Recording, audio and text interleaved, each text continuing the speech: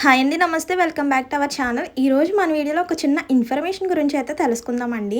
రీసెంట్గా వచ్చిన అప్డేట్ ఏంటంటే, రెండో భార్య పిల్లలకు కూడా పూర్వీకుల ఆస్తులు సమాన వాటా వస్తుందని అయితే ఒక జిల్లా హైకోర్టు స్పష్టత చేసిందనమాట. సో దాని గురించి ఈ వీడియోలో క్లారిటీగా తెలుసుకుందాం. ఎక్కడ కూడా స్కిప్ చేయకుండా చూస్తే డీటెయిల్స్ అన్ని కూడా క్లారిటీగా అర్థమవుతాయి. అండ్ మర్చిపోకుండా వీడియో చూసే ముందు ఒక చిన్న లైక్ ఇచ్చేసేయండి. మీరు ఇచ్చి ఒక చిన్న లైక్ వల్ల ఇన్ఫర్మేషన్ చాలా మందికి హెల్ప్ అయ్యే అవకాశం అయితే ఉంటుంది. అండ్ కొత్తగా ఛానల్ చూసినట్లయితే సబ్స్క్రైబ్ చేసుకోండి. ఇలాంటి మంచి మంచి అప్డేట్స్ అన్ని కూడా మీతో షేర్ చేస్తుంటాను. ఇంకా లేట్ చేయకుండా డీటెయిల్స్లోకి అయితే వెళ్ళిపోదామండి. రెండో భార్య పిల్లలను అక్రమ సంతానంగా చెప్పవద్దని అయితే ఒక హైకోర్టు తీర్పించిందనమాట. వారికి కూడా ఆస్తిపై హక్కులు ఉంటాయని ఒక కేసులో స్పష్టత చేసిందనమాట. జూన్ 27న జరిగిన సంఘటన గురించి తెలుసుకుందామండి.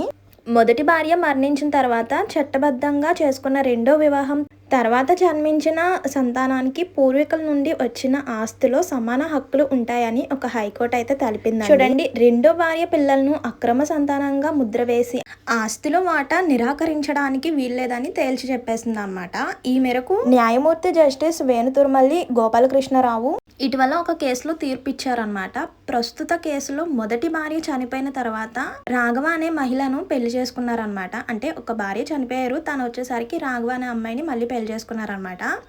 ఆమె ద్వారానే కుమార్తెలు జన్మించారనమాట. స్వయంగా తండ్రి సోమరాజు చెప్తున్నారని కోర్టు గుర్తు చేసింది అనమాట. అయితే ఇక్కడ జరిగింది ఏంటంటే, రెండో భార్యకు పుట్టిన కుమార్తెలు చట్టబద్ధమైన సంతానం కాదని సోమరాజు మొదటి భార్య కుమారుడు సత్యనారాయణ వాదిస్తున్నప్పటికీ ఇలాంటి ఆధారాలను కోర్టు ముందు ఉంచలేదని పేర్కొంది. ఈ క్రమంలో పూర్వీకుల నుండి సోమరాజుకు సంక్రమించిన ఆస్తిని కుమారుడు సత్యనారాయణ రెండో భార్య రాఘవ అలాగే ఆమె కుమార్తెలకు సమాన వాటాలు కల్పిస్తూ కాకినాడ అదనపు జిల్లా కోర్టు ఇచ్చిన ఉత్తర్వులను సమర్థించిందనమాట. సో ఇక్కడ వచ్చేసరికి మొదటి భార్య కుమారుడు ఆ పెళ్లిని అయితే కొట్టేశారనమాట. సో మొదటి భార్య కుమారుడు వచ్చేసరికి రెండో పెళ్లి చేసుకుని రెండో సంతానానికి వాటా రాదు అని తన కేసు వేసుకున్నారనమాట. సో ఇప్పుడు తన కేసు కొట్టేయడం అయితే జరిగింది. సో మొదటి భార్య చనిపోయిన తర్వాత వేరే అమ్మాయిని చేసుకున్నారు, రెండో సంతానం పిల్లలు ఉన్నారు, ఆడపిల్లలు ఉన్నారు. సో వాళ్ళకి కూడా సమాన హక్కు వస్తుందని అయితే హైకోర్టు తీర్పించింది అనమాట.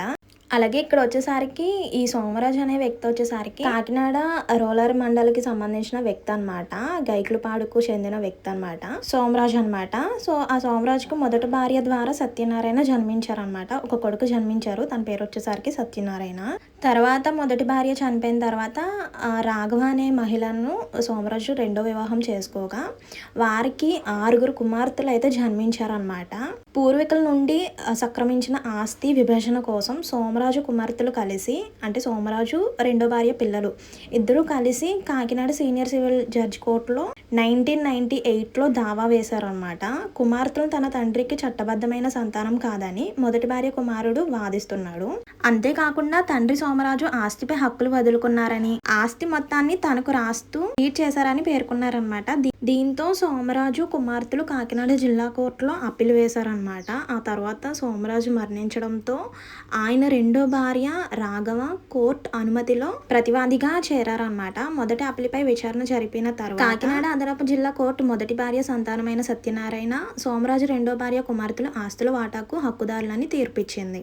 ఈ ఉత్తర్వులను సవాల్ చేస్తూ సత్యనారాయణ హైకోర్టు ఆశ్రమించారు.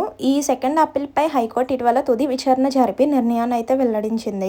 అయితే సోమరాజు ఆయన కుమార్తెలు దావా వేయడానికి ముందు మొదటి భార్య కుమారుడు సత్యనారాయణకు లీగల్ నోటీస్ అయితే పంపారనమాట.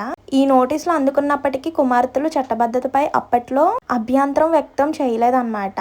80,000 తీసుకుని తన తండ్రి ఆస్తి మొత్తాన్ని తనకు రాసిచ్చారని సత్యనారాయణ అయితే చెప్తున్నారు. అయితే ఆస్తి డీడ్ ను ట్రయల్ కోర్టులో సాక్ష్యంగా ఉంచలేదన్నమాట. ఒకవేళ ఆస్తి మొత్తం రాసిచ్చిన మాట వాస్తవమే అయినా పూర్వీకుల ఆస్తిలో తండ్రి అవిభక్త వాటాను మాత్రమే బదిలీ చేయగలరు. మిగిలిన వారసుల హక్కులు ఆయన హరించలేరన్నమాట.